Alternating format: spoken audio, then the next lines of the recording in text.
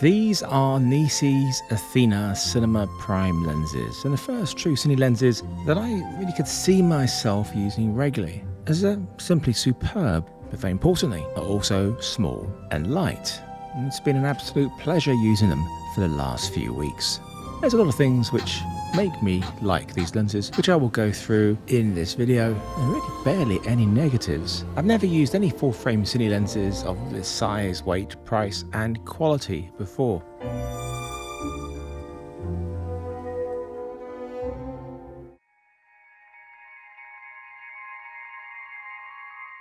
The first Cine lenses that I've ever used were the legendary Cooke S4s with the Canon 7D back in 2010. On that shoot I had a small crew, which I needed, as these aren't lenses for a solo shooter, weighing a minimum of 1.5 kilograms and going past 2 kilograms depending on focal length. You can still buy the newer I versions of them, but just one lens will set you back over £12,000. Oh, the other thing is they're not full frame, Super 35 of course, which is why I used a 7D with the mirror removed.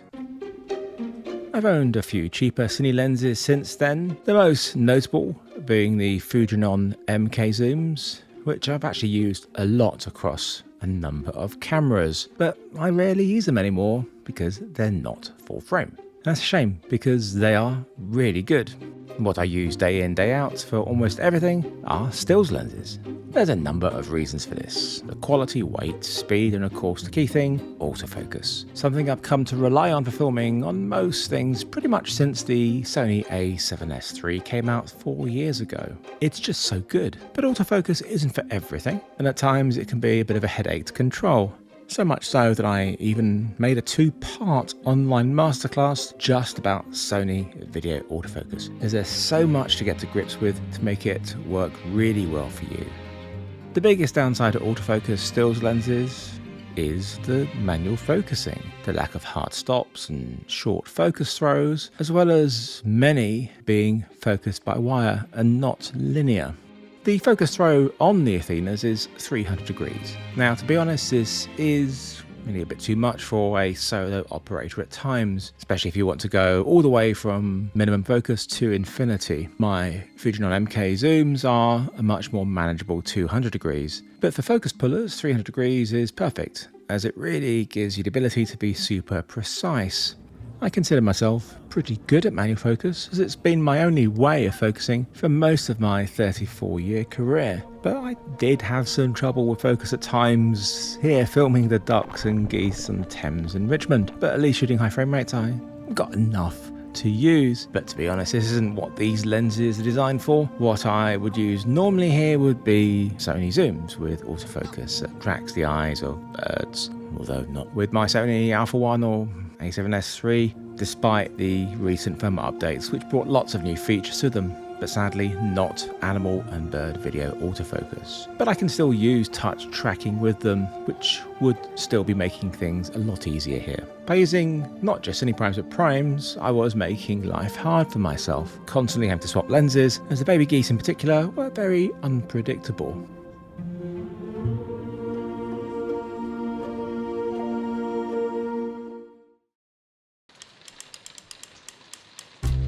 The focus breathing of them across the range is terrific.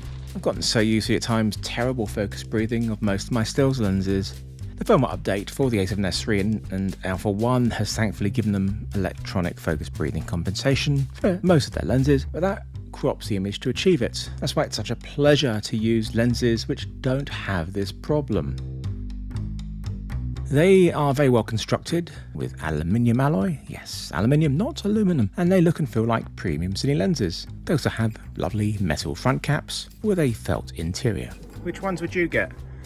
14, 25, 35, 50, 85, 135? There's some missing ones. There's an 18, 40, and the, don't know, it doesn't say. But there's also the 40 here. Upside down. You want this one? No, you want the 135. Okay, 135 it is. To demonstrate how the different focal lengths look on a person, my lovely mum kindly helped me out. Here I was moving closer to her to maintain the same framing. and these shots were filmed from the same spot to show the different focal lengths.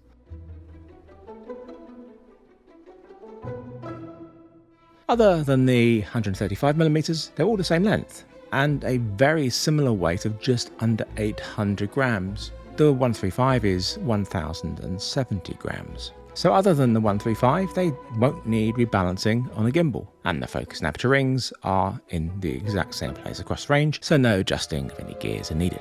The outer diameter is 80mm and the filter thread is 77mm, and all of them apart from the 14mm, which you cannot use filters on without a matte box.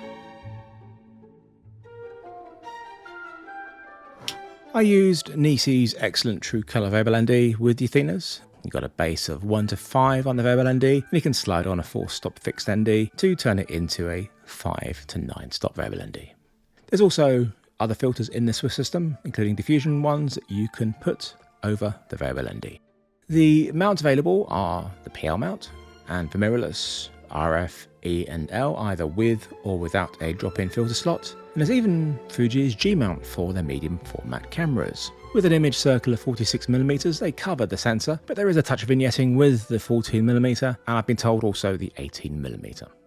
The drop-in filter versions sound great, as you can put filters in there, including a variable ND, whilst there are PL adapters for mirrorless cameras, which also have an ability to use drop-in filters. The rear element of the lenses extends out too far, adds infinity to use them. I bought a PL to GFX adapter for this video so I could use them with my Fujinon GFX 100, and they looked beautiful together.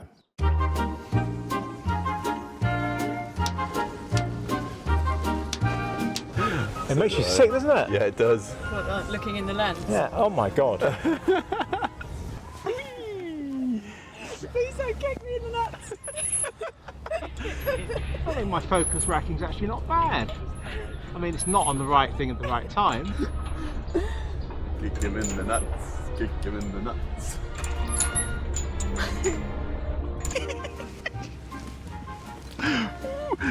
Ooh, make it stop. Yes, the microphone's still on. So you've used the lenses for a good 2 minutes or so. What are your half an hour? What are your thoughts? Can you look at me, please? I'll try. How's that? Yeah, that's good. So tell me about that. Does my hair get in the way? You happy with the image, the mechanics? The image looks nice, as far as I can tell. Whoa. The mechanics are great.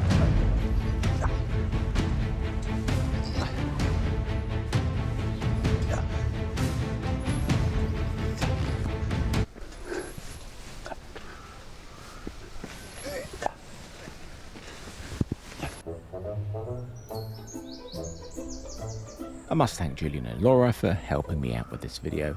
Whilst we weren't lucky with the light, being miserable meant the children's playground wasn't for the kids, like this, which would have stopped us from filming there. These shots are from the sponsor of this video, Storyblocks, and they are invaluable for when you need shots which are too difficult to actually go and shoot due to the subject, geographically, or you just don't have the time or budget to film them. Actually, I think I'm pretty good for these, although they could do with a few bloom cats in there.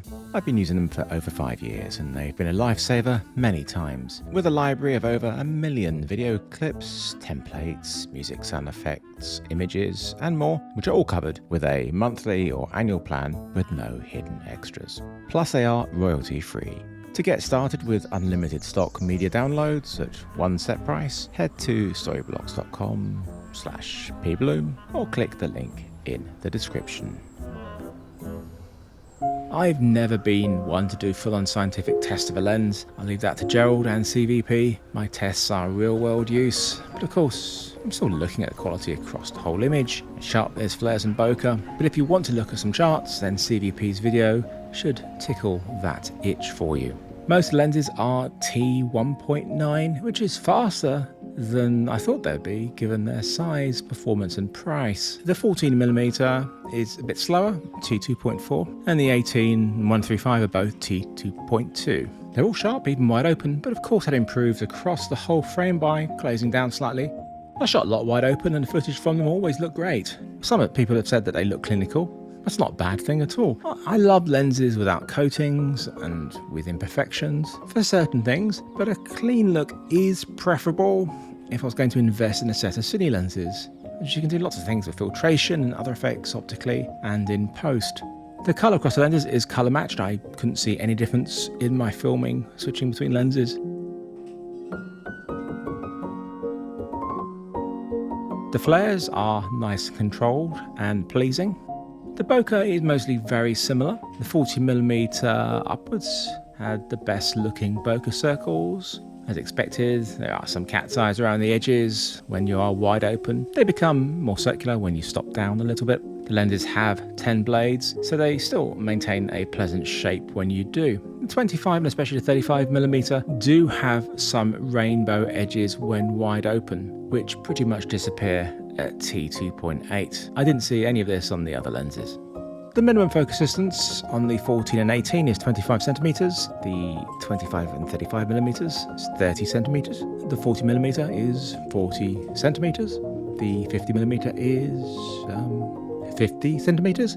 I see a pattern forming here. Oh, no pattern, because the 85 is 80 centimeters and the 135mm is 1 meter. I've absolutely adored using these lenses and was really sad to see them go. I think my favourite was actually the 40mm, as it just looks so good, and it's actually one of my favourite focal lengths. Other than when I was out filming, it lived on my Sony Alpha 1. Now I'm slumming it back with autofocus lenses. It's just all too easy. I strangely miss the satisfaction of using manual focus. Well, I get it right, that is. And also that feeling of being in total control. Manual focus is hard. Are you rolling video or taking a photo? No, this is video. That's why I'm talking. But I can't keep anything in focus because you keep moving. I'm at 1.9. You want some help? What the hell am I doing in this part of London? We should be in Richmond. It's good that you're here though. It's scary. You'll be fine. I'm scared. You'll be Are fine. you scared? You should be scared. Are you scared? You're from the Midwest, aren't you? I like it, Graeme. I personally would only ever buy Cine glass in a PL mount rather than locking myself into a specific camera mount. With PL, they can be used with any camera with the appropriate adapter. There's so little to criticise about the NiSi Athenas. They were so much better than I was expecting them to be. NiSi kept asking me to test them out, but I just wasn't really that interested. I'm glad they kept offering them to me, as I think these could possibly be the best value high quality Cine lenses on the market. Yeah, they really are that good. Alright, let's go. Should we go? Let's go, yeah.